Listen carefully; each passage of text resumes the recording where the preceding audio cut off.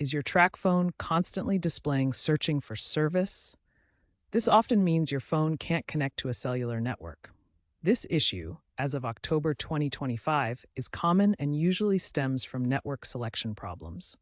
Tracfone uses major carriers like Verizon, AT&T, and T-Mobile, and glitches can occur especially during 5G expansions or in areas with weak coverage. This video will show you how to troubleshoot this by understanding automatic and manual network selection modes. There are two network selection modes: automatic, where your phone connects to the strongest available network automatically, and manual, where you manually select a specific network. First, ensure your SIM card is properly inserted and not expired. Next, check your APN settings and ensure they're set to Tracfone.